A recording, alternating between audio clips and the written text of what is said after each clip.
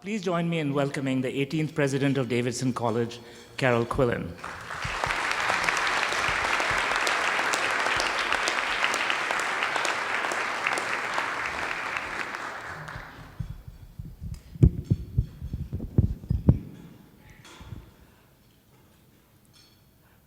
Well, first, I just want to thank all of you so much for taking time out of your very busy day to be here and to have a chance to sort of talk together about an issue that really matters, I think, to me and also to the city.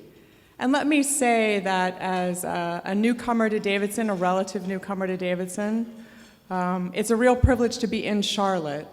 Charlotte is one of the great assets that Davidson has, especially, Vikram was talking about comparative advantage, especially when you think about other top liberal arts colleges. And the more that we can build relationships with Charlotte and provide opportunities for our students in Charlotte, the better a school we will be. So I'm grateful for the opportunity to be here with you, leaders of my new home, and people who share a profound interest in education. And what I'd like to do, if I can, is maybe frame a conversation for a few minutes that then I hope we can have together before y'all have to get back to your busy day. And I know there's some students here who are focused in particular on global issues, and I hope that they in particular will raise some questions as we try to have this conversation. The topic I'd like to sort of begin to think about with you is U.S. higher education for a global economy. And I think we can frame this issue around three somewhat related but somewhat distinct questions as a way of kind of getting at, with some specificity, some solutions to the challenges we face. So these are the three questions I'd like us to sort of keep in our heads as I speak and then as we kind of conduct this conversation. The first question is, what must U.S. higher education do if the United States is to remain prosperous and competitive in a global economy? What must U.S. higher education do if we are to remain a leader, prosperous, and competitive in the global economy? That's question one. The second question is, what can U.S. higher education distinctively do right now for our nation and for the planet, given the global economy? Two related but different questions. What must U.S. higher education do? What can only U.S. higher education do at this moment? And the third question, which is a deeply personal one and one about which I am particularly passionate and I think may touch some of you in this room, and that is why in that environment, in that global environment, why does Davidson College matter? And what's Davidson's role in this new global economy? So let's just begin to think about some of those questions together as you guys are finishing up your lunch. And as we do that, I'd like to maybe provide a little bit of a context here. Globalization and technology are words that we throw around a lot as if they have big, weighty consequences, but we almost never define what we mean by them. And I'm a historian, and historians are really picky about definitions because words change their meaning over time. So let's just try to think about what globalization and technology, what impact they've had on higher education and why they matter. So if you just think about it from the perspective of a college or a university, what has globalization done? What has technology done? Well, first of all, technology has radically reduced the cost of communication. Communication used to be expensive, and now it is virtually free.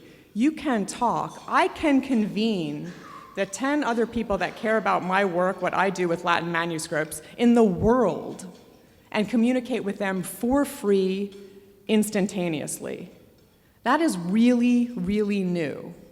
So communication now is virtually free, and information is freely accessible. It may not be good information, but it's freely accessible.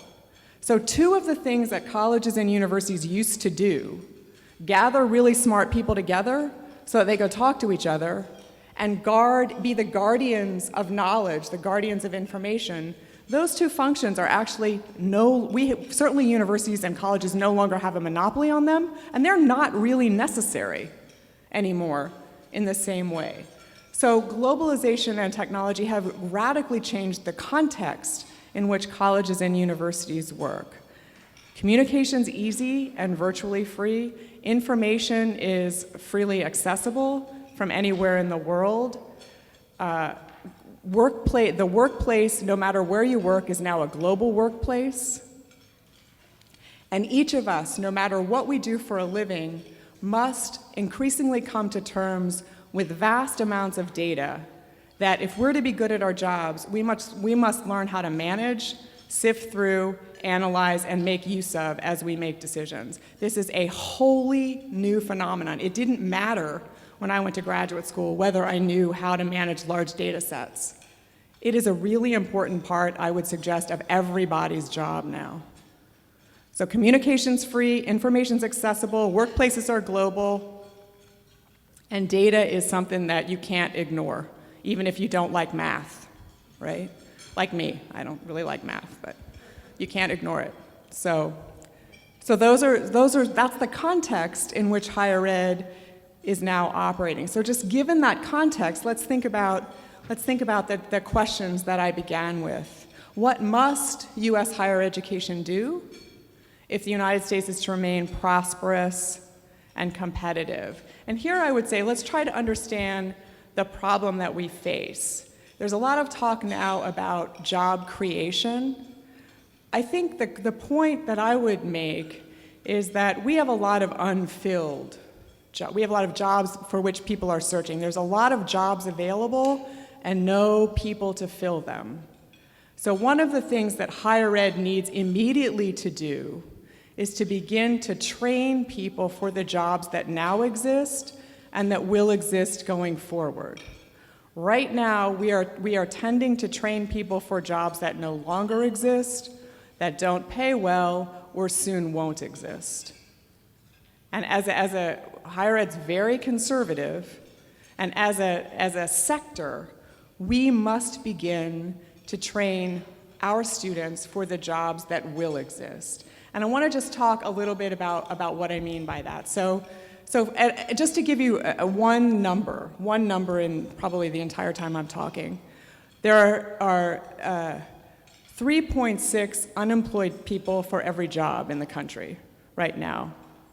For every single STEM-trained person with a degree in science, technology, math, or engineering, there are 2 available jobs.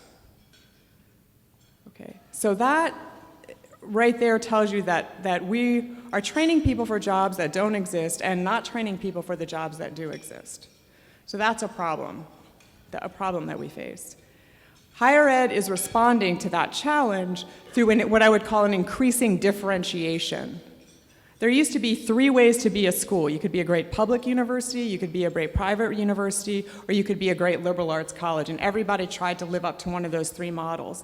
Now there's an increasing range of options in higher education. There are extremely good online ways of getting skills and credentials that are cheap and fast and competency-based and effective. And that is the response of the marketplace to the needs of the global economy. And that kind of differentiation within higher education will continue to happen. Things like Western Governors University, American Public University, these are systems that exist totally online, that are cheaper than a traditional university, and that are very effective at providing skills, credentialing, and that are competency-based. So the faster you can learn it, the faster you can get the degree. So I would say that one thing that is happening right now in the United States is that higher ed is increasingly differentiated and increasingly responsive to the needs of the marketplace. And this is really a good thing. It's a good thing. Some of my colleagues don't like online options. I think they're a really good thing for the United States, and I think they're a good thing for our students. I think higher ed is responding to a new kind of workforce. We have people who are now displaced from their jobs. We have returning military personnel who've been fighting for our country. We have adults who had to drop out of school because they acquired so much debt they couldn't pay it back. We have students whose jobs now are obsolete who need another job. There's a lot of people seeking higher ed whose needs are not met by universities and colleges like the ones I attended and the one that I now serve. These options are great for the country, and they're great for the American workforce. Right? And the better they are, the higher quality they are, the better off we all are. I think what's also happening is that metrics, the metrics of success for these kinds of institutions are different than the ones we're used to, right? If you can learn a skill in 2 weeks as opposed to 8 weeks, that's great. You should get credit for learning the skill in 2 weeks. So different kinds of institutions meeting different kinds of needs are developing different kinds of metrics. That is all to the good. So I would say that one thing that U.S. higher education must do is increasingly create a differentiated landscape so that different kinds of students with different kinds of goals and different kinds of talents can get what they need to get a job that will exist in the future. And I think that is happening. I believe that that is happening, right? So that is the first. Khan Academy, Coursera, edX, American Public University System, Western Governors University. These are examples of high quality, relatively inexpensive training programs that will help. And the more that happens, the better off we'll be. So that is one important aspect of higher ed's response to the global economy. What can only U.S. higher education do? That's what higher education must do. What can only U.S. higher education do, both for our country and also for the planet? And here I'm going to speak about a particular sector of U.S. higher ed, and that's what I'm not going to make a distinction between colleges and universities, but I am going to make a distinction between schools that are highly selective with regard to talent and need blind with regard to financial circumstances. So schools that are both hard to get into because they recruit for talent and who meet the financial needs of the talented students that get in. A very particular segment of higher ed of which Davidson is privileged to be a part. What can these schools do at this moment that only they can do?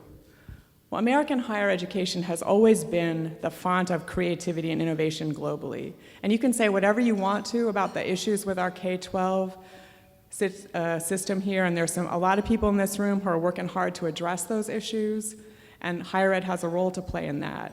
And we have problems with our K-12 education, that is absolutely true.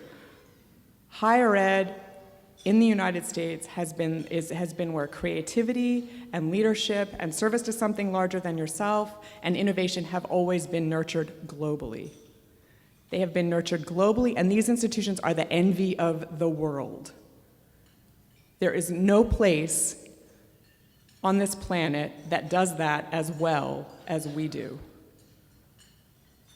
And for that reason, institutions like Davidson, like other highly selective, need-blind institutions, have a particular obligation at this point in time when leadership is in when the world desperately needs ethically grounded, morally focused, courageous leaders who are interested in making a huge difference in the world. So these institutions like Davidson, institutions like Duke, institutions like UNC Chapel Hill, institutions that recruit for talent, unapologetically recruit for talent, regardless of financial circumstances, so they are a place of opportunity. These places train very talented, very eager, very disciplined students for lives of leadership and service at a time when the world really needs that. And this group of institutions will produce the solutions to the great problems that we face. I don't know about you, if you hang out with students like I do, the very talented students that I'm privileged to work with every day, they have high aspirations.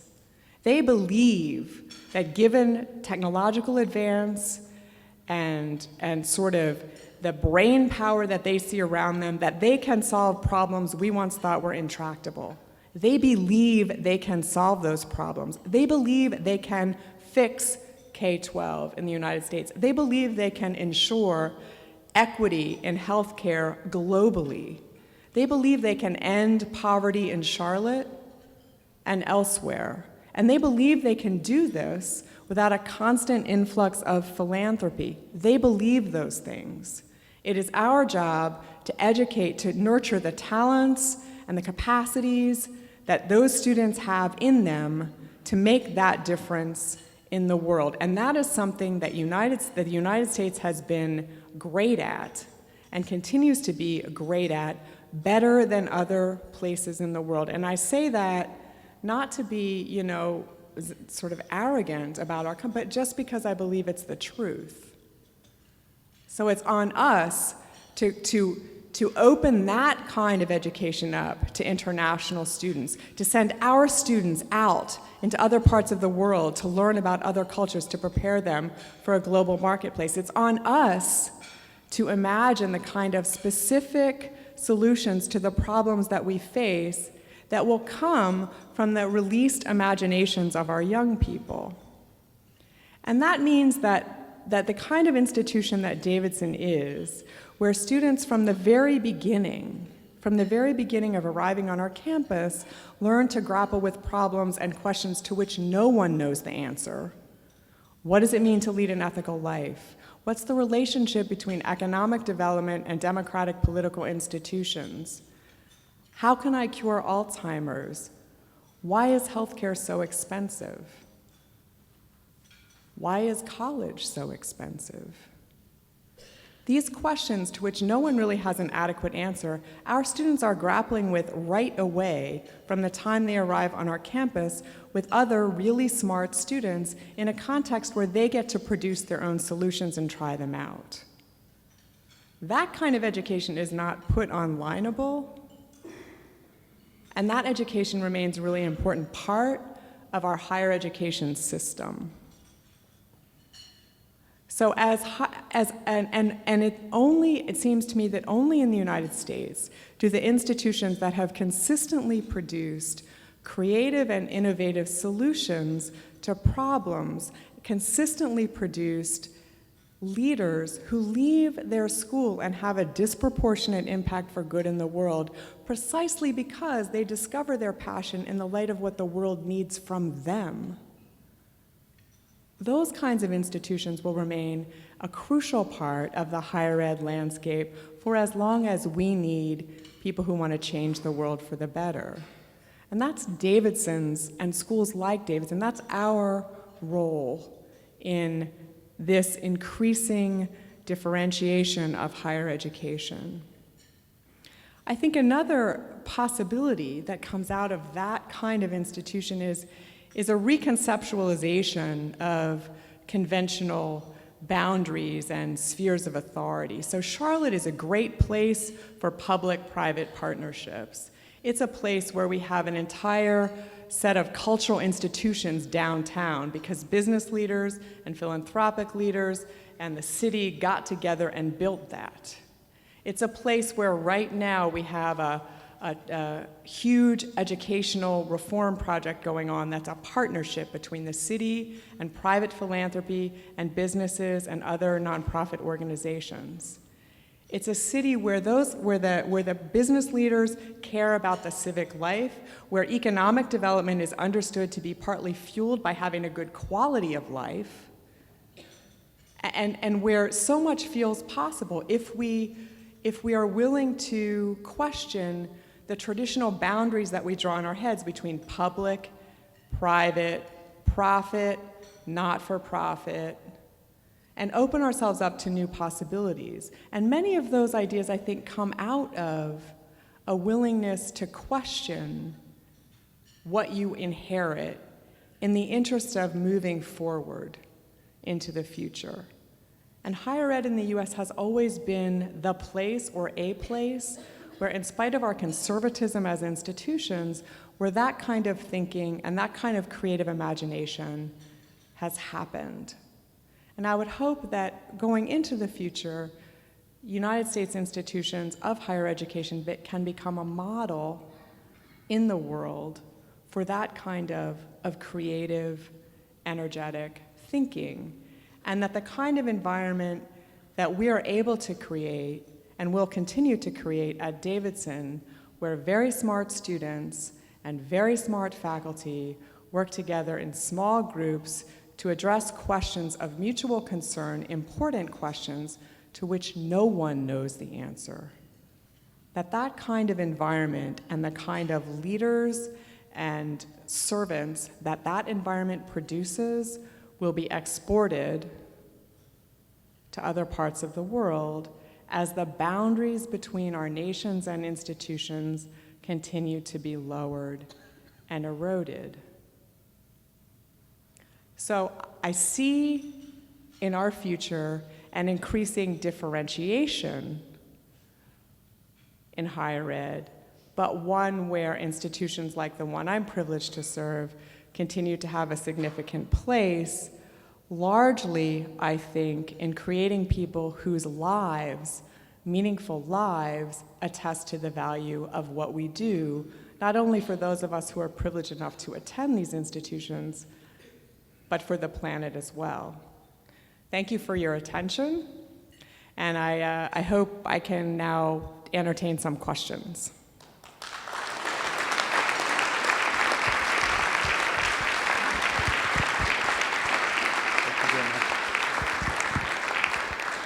On behalf of the World Affairs Council of Charlotte, I want to thank Dr. Quillen for being here today and providing us your insights on education. And what we've got set up for questions, we've got two schools here, that Providence Day and Country Day. So naturally, we're looking for questions from students as well as our normal membership and other sponsors. But if you'll please come up here to the microphone in the center of the room or queue up for that, Dr. Quillen will answer any questions you have. And I'm going to kind of start it off with the question that I think most of us, it's the elephant in the room, that you want the roadmap, is what is the, from your experience spending 20 years at Rice and being in the educational arena, students who are making that decision to go to college, they're trying to figure out what is the prominent kinds of careers that may be more prevalent in the future than others, because there's a broad spectrum of courses that any student can take. But what are the focused study areas that maybe you see in the future that our students need to be thinking about and focusing? Not that the country and the globe doesn't use all skills, but are there particular skills that you think will be more prevalent in the future that students need to look at more carefully? So that's a good question. I should say my daughter is totally hedging her bets by majoring in applied math and philosophy. So go figure that. I'm going to talk a little bit about this a little bit selfishly from the perspective of Davidson. Davidson is a liberal arts college, and what that means is liberal arts doesn't exactly refer to a set of disciplines. It refers to an approach to education. And our approach to education at Davidson is that we develop in every student talents and capacities, sometimes talents and capacities that our students don't even know they have when they arrive at Davidson, while simultaneously giving them necessary skills so that whatever they choose to do, they will be able to respond and act with grace and creativity and intelligence and resilience. That is our goal. So it's less of a particular career focus than it is educating and nurturing in our extremely gifted students talents that they bring to us, talents that we help them uncover while they're at Davidson, while also ensuring that they have the skills they need to function whatever they do in today's economy. So what I would say is to any student is you're going to change jobs. The average is up to 12 times over the course of your career. You need to learn how to learn.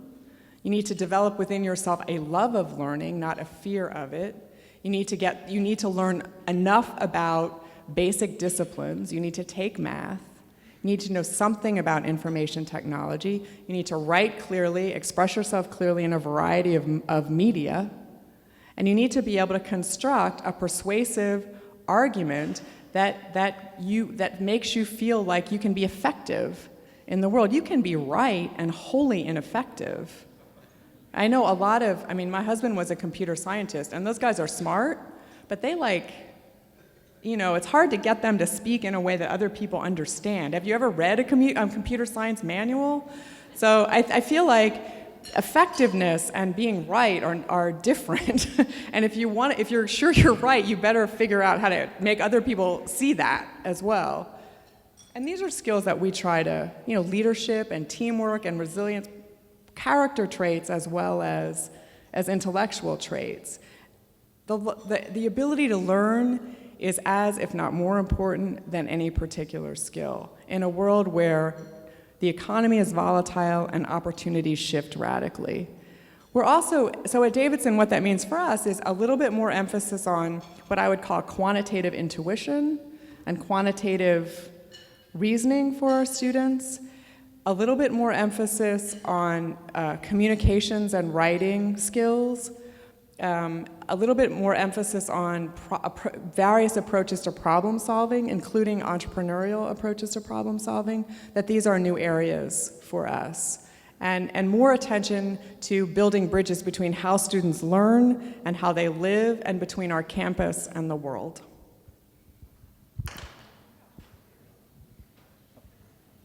Can you come up to the microphone, please?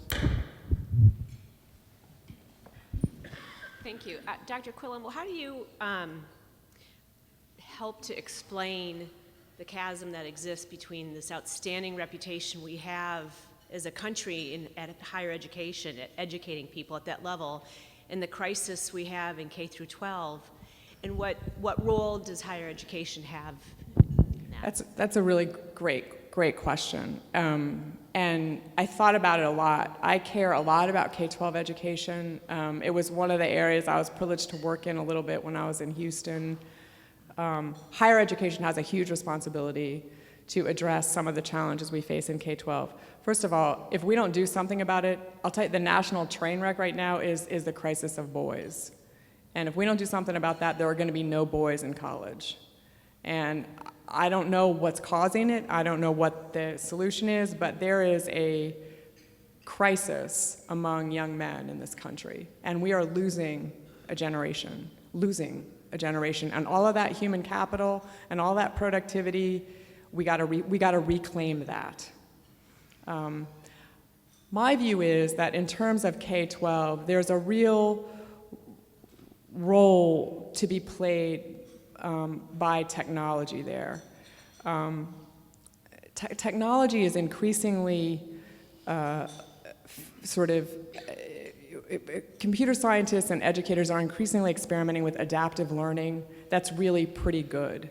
So the more we learn about how individual students are learning, the better we're able to adapt the curriculum to what they need to know to be successful. So kids can learn in radically different ways, and we're starting to figure out what that looks like and how to make the best use of that. So I would say that paying some considerable, and this is something that I think universities are doing, paying some considerable attention to how new, really partly artificial intelligence technology can create programs designed to help kids learn more effectively that are very useful to teachers. And developing these kinds of programs in collaboration with teachers is a good bet. It's often cheaper than textbooks, And so it's a cost-saving mechanism. It's testable and replicable, and you get a lot of information quickly about how each kid is learning. It's harder to lose kids. So I think technology holds out a lot of promise, both in terms of reducing the cost of educational materials and in terms of creating curricula that match the skills of students at where they are, meeting students where they are. I think we have to do something about treating teachers as professionals and creating professional development opportunities for them that are enriching. And I have a friend who started a charter school in Houston, and he said, we gotta help teachers turn their classroom into a lab. So teachers are really smart, and if teachers have an idea about what might work in a class, they gotta have the tools to be able to try it out, right? So say you're teaching kids how to read, and you have this idea, well, what if I read 4 poems every day to my class? Will that change how they approach reading? You ought to be able to try that out, and then if it works, tell other teachers. And increasingly, there are these networks of teachers that are doing that. There's this new thing called Teachers Pay Teachers, which is a mechanism for teachers to share best practices among themselves and actually buy some of each other's curricula online. It's totally run by teachers. It's totally about teachers. So I think technology will help us establish best practices, create a professional community for teachers who are very beleaguered often, address classrooms where there's such a wide discrepancy in the talent and background level of the kids that it's hard for any teacher. So I think those things at the margins will really help. I think we just have to focus. I think it's an outrageous situation. I think if people thought about it, they would want to do something about it. But I don't think people think about it. I don't think why don't we pay teachers more? Why isn't the school day longer? Why do kids get the summer off? I mean, all these questions that we seem, I mean, if you just thought about it, you would fix. So I'm optimistic about it, but I think it will take considerable attention. And higher ed can fix teacher professional development and help to work with teachers to create better curricula that's engaging for the students, that meets them where they are, and that has built into it measures of its own success. So those are some of the ways I think.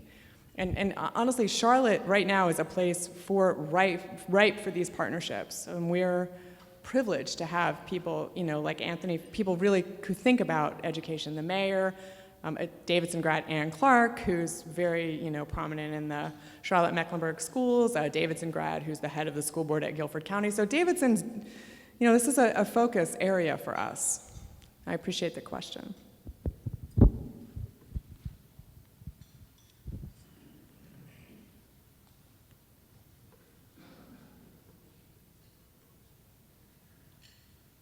I think that the future of our advanced country in general, United States, is more in the basic research in chemistry, physics, math, biology. And I see very, very few students going into it. Somehow either the limiting factors are in high school or being too difficult topics. They say they are too tough. So what are the strategies that the Davidson or other institutions are applying to at least encourage and be part of that revolution? That's a good question too. I would say that there's a lot of research interest right now among science professors as well as professors of education in the question, why do various populations in our public schools drop out of science and math? What happens that turns kids off to science and math while they're in middle school or high school? So that's one question that we need to answer, because that's measurable, right? You can sort of look at girls, or there's this big study about on Latino students, sort of something happens, and what is it that happens? In terms of where I work, where we get really talented kids, but there's a similar set of issues, right? We have to change a little bit our attitude about these classes. I think for a long time, when I was in college, the attitude of professors, all professors, but it was particularly evident in science, early science courses, and intro science courses, because there was a right and a wrong answer. You know, that was less true when you were writing papers. It was really true in calculus. And I think there was this attitude, a sort of sink or swim attitude, that, you know, half of you will flunk out, and that's a kind of weeding out process because not all of you can go to medical school anyway. And I think we've really changed that attitude a lot, and it's now a much more of a bargain that professors make with the students, where it's collectively our job that everybody learns. Everybody can learn. There's nothing intrinsically that difficult about math or science. It's no more difficult than anything else intrinsically. Anybody can learn it. Certainly anybody can learn enough of it to be able to take those classes. And so that has to be the attitude of the people teaching it, right? That it's my job to teach you this and to help you figure it out, to help you, but to help you learn this. Not that it's my job to give you a problem, see if you're good at it, and then give you a grade. And that's a very different attitude. And so we see that attitude shift, and certainly at Davidson, our attitude is, look, if you want to learn it, we are here to help you learn it, and we will do whatever it takes to help you learn it and to keep you. Another thing that really helps is peer mentoring. So if you give kids a community of their peers to work together in groups in science and technology, that makes a huge difference in terms of their level of interest. I think we also have to make sure that the curriculum in schools is interesting. And it hasn't always been interesting. And that teachers themselves in middle and high school have what they need to be passionate about the subject, to really be passionate about math. If you have somebody who loves math, teaching you math, and you see in your head that a proof isn't just like right or wrong, but it's a work of art. It's this beautiful, elegant thing that you just want to kind of look at in awe. If you see that from your professor, then your attitude towards math is really different than if you're just, oh yeah. So I mean, that's not a very good answer to your question, but it's the best I can do right now. And I think those are little steps towards what you're talking about. I think everybody needs to learn some math and science. And that's why I love being at Davidson. Everybody learns math. I don't care if you want to be a lawyer or an English or a creative writer, everybody learns some math and science.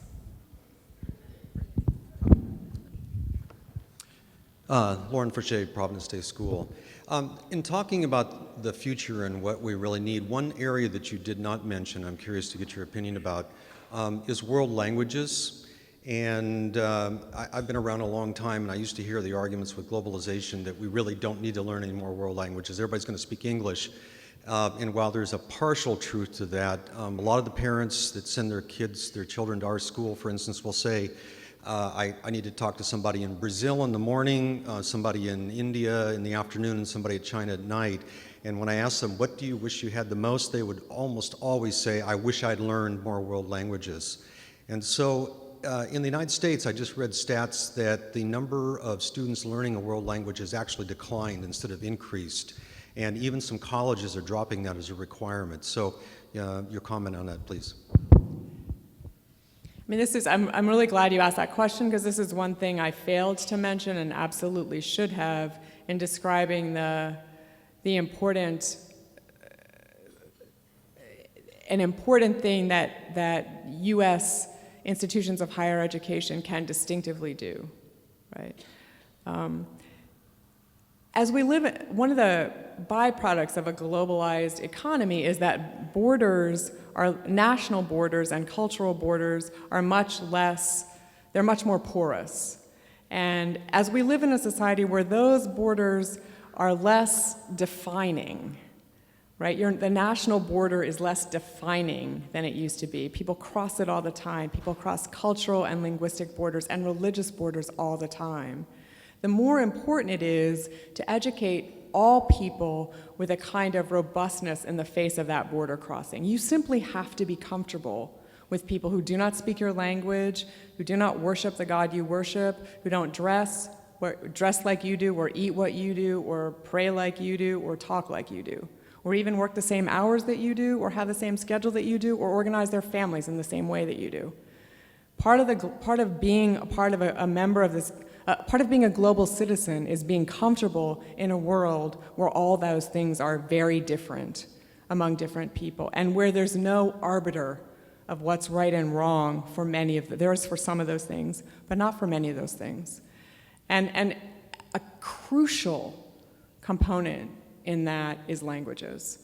Because even if other people speak your language, the deep grammar of their thinking and the ways in which they perceive and organize reality come out of their own language, the first language that they learned. And even if you don't know many, many languages, you at least need to understand the different ways in which language can organize reality, so that you're not presuming that your own is the only way. So I am, I love languages myself, but I'm a huge fan of exposure to languages and learning how to actually communicate with other people in languages other than your own. I think it's hard in the United States because it's a big place and we all tend to speak some version of English. Though I will say that in Houston is increasingly a bilingual city. And my daughter grew up speaking English and Spanish. Not because I do, but because those were the languages that she heard all the time. So I'm a huge fan, I think, for many reasons, both because it's a sign of respect. It's an important skill in a world where you're going to be working with people who don't come from where you do. And it's always important to recognize that your language organizes your categories of perception. And the more you acknowledge that, the more facility you'll have in crossing those kinds of boundaries. Hey. So I love the optimism of the speech, and I just wanted to draw attention to a couple factors that, I don't know, sorry. But as a country with the looming national debt and a ton of budget cuts in school districts, including here in Charlotte, what are the responsibilities of this higher education to helping these school districts, which most of them already have problems with infrastructure and teaching, such as in Chicago, where the teacher strike's going on? I don't know if it's still going on right now. It's done. What's higher education's responsibility to these, and like the physical solutions to this? So I think I can understand your question in terms of higher ed is probably not the most efficient entity to rebuild school infrastructure, if that's the question. I think what higher ed can do, and let me just say, higher ed in partnership with other nonprofit organizations can address one at a time the kind of challenges that some of our schools face. So one challenge might be science and math teachers, right? Can we get enough really great science and math teachers into the classroom, and can we provide them with what they need to have good student outcomes once they're teaching? And I'll say Teach for America, what everyone thinks of it, has made teaching cool on some of the most, among kids who would not have thought about it without Teach for America. Now, it may be that many of those kids don't stay in teaching, but even if a few do, they would not be there were it not for that opportunity. So colleges working really effectively to help Teach for America develop the right programs to prepare kids for classrooms that they're going to go into once they graduate from college, I think that's hugely helpful. I think it's hugely helpful. I think technology will reduce the costs of K through 12 education. I think textbooks are really, really expensive. I think they're inefficient. And I think the more we can, and higher ed will do this in connection and collaboration with investors. Higher ed will figure out how to develop curricula that adapts to each student's learning style, that measures the student's progress, and that produces indices of its own effectiveness as it's being used. And there's federal money that supports that kind of research, but there's private philanthropic, or investment capital in that kind of project, because it's potentially, at least it won't make a ton of money, but it won't lose money. Do you see what I'm saying? So there are partnerships that higher ed, this is what I'm saying when we have to think outside of the box about who's responsible for what. So yes, maybe taxpayers can't be responsible so much for public schools because of the debt crisis and because of other issues that we face. But private enterprise and higher ed and some philanthropy can step in and try to develop solutions that will be replicable. Now, what will make this work is if we build into everything that we test some way of evaluating its effect, so that when we figure out what works, we don't have to reinvent the wheel everywhere we go. So if we figure out that, for example, a longer school day is good, we should just know that. And then the question is, okay, can we find a way to staff that? Can we find a way to organize that? What's the right way to do that?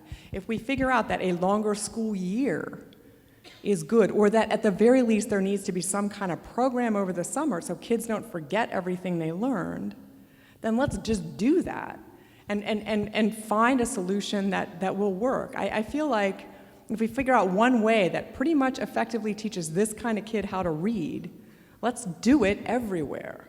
I think that's the kind of approach that through partnerships among higher education, some investors who are interested in this issue, philanthropy, and public school teachers who are the ones who know what's going on the ground, we might be able to address some of these problems, but one at a time. I think the problems are complex and have multiple causes, so one at a time. Let me ask a question. We're creating a generation of student who's going out into the marketplace with tremendous college debt. And I think the government is promoting and making opportunities for students to get loans very easy. At the end, this is probably a good thing. The question, though, is, and what's your view on, are we creating a generation of students who are so significantly in debt for the remainder of their life, in some cases, that it offsets almost like a housing bubble, that everybody should have a house? Should everybody go to college? The good of it is, and what's your view on the generation of student that we're producing today that's going to have tremendous liabilities in the future? So again, I think I would approach that question by talking about the differentiation in the higher ed market. So a BA degree, a bachelor's degree, a college degree, you can't talk about that as a single credential, because a degree means something different depending on what you majored in and where it's from, right? So I'm not sure that a degree from, I won't use my own school, that a degree from Stanford, where you borrow some money to get it, isn't worth it. I believe that that degree is probably worth it, and if you looked at Stanford's loan statistics, the rate of student payback, the salaries of Stanford graduates, and the good they do in the world, it'd be hard to argue that that degree wasn't worth it.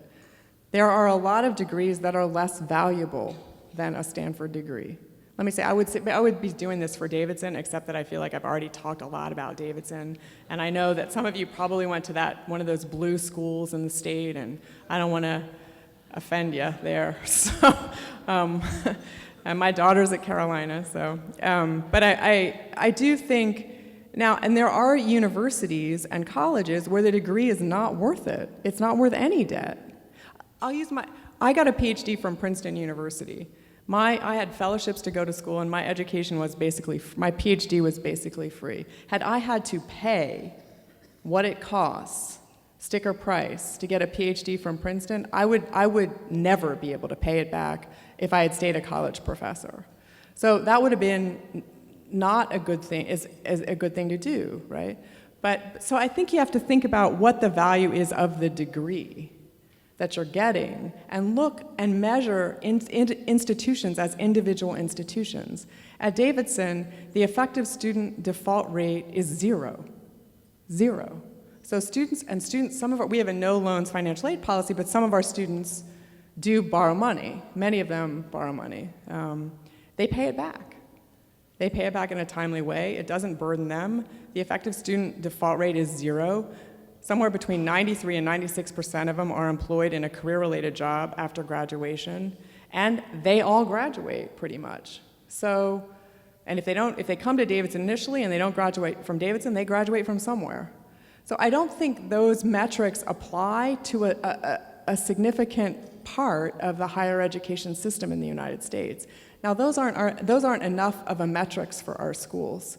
We measure our effectiveness by the impact our kids have in the world and by the significance of the lives they lead and by the quality of the lives they lead. Right? That's what we care about. So as the higher ed market becomes increasingly differentiated, students will learn. You know, if I borrow enough money to go to UNC Chapel Hill or Duke, it's going to be a degree that's going to be worth it. And I know that because I look at the statistics. I look at the graduation rate, I look at the retention rate, I look at where those kids work, I look at whether or not they pay back their loans. Now, there are some schools and some for-profit entities where you shouldn't borrow a dime to go. But we have to develop that kind of knowledge base among ourselves. That said, I do think higher ed is expensive. I think as more and more differentiated opportunities become available, many of them will be cheaper. American public university system annual tuition is about $8,000, and it's totally run on tuition. So that is it's an online option for a degree that's significantly less than a different kind of school. And it's a good option for many kids. Let me expand on that real quick. The cost of education seems to be increasing at a much higher rate than inflation does, and has been for the last 5 to 10 years. Do you see that prominent colleges and universities are going to have to find a way to either stop the growth of the inflation of their pricing versus the earning power of the market and people to make, even though you may have degrees that are clearly worth the value, maybe at the higher end. But do you think that maybe the advent of the internet and these kind of optional or alternative types of education programs will help push colleges and universities to keep their prices down or even drop their prices? Do you think that will happen in the future? I think again, this sort of differentiation in higher ed, so online institutions that offer degrees, online credentialing that give you skills that you need that are tailored to jobs that exist, I think that increasing differentiation puts pressure on all of us to articulate what we do, who we're aimed at, and why we're worth it. And I think the answers to those questions for different kinds of institutions will be radically different. So there are schools where the admit rate is less than 8%. Less than 8%. And those schools, I don't think, are going to be under significant pressure to lower their prices. And I don't think the students that graduate from those schools are unhappy with the education that they received. So, on the other hand, I think there are many schools that should close and that do a disservice to their students and that do a disservice to the name higher education. And I think they will close because other, better, cheaper options will increasingly become available. So I think the pressure will be, and I am happy to, Davidson is expensive, it is worth it. And I am very happy and able, I believe, to explain why to our parents and our students and prospective employers and the world. Now, we're worth it because we have this dual commitment to an unsurpassed education and to access for all talented and eager students. So it's a place where we are in an increasingly self-segregating society. We're open to talent. Financial circumstances will never block our doors. And our students get an education that serves them well. When they leave us, they feel transformed by their experience at Davidson, and we, overwhelming number of them contribute back to Davidson to make sure that other kids get to have that experience. That said, we look at every way that we can to control costs. Our biggest our biggest driver of cost is healthcare, is providing healthcare for our employees. That is the biggest driver of cost for us. It's our biggest expense. It goes up, as you know, it goes up a lot. And so what I say is I'm going to graduate really smart Davidson students who are going to go out there and figure out how to make healthcare good and affordable. And that will make college cheaper.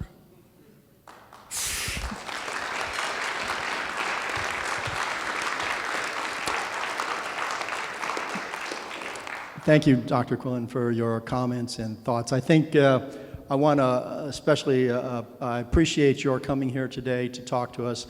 We are the World Affairs Council of Charlotte, we're very strong proponents of education.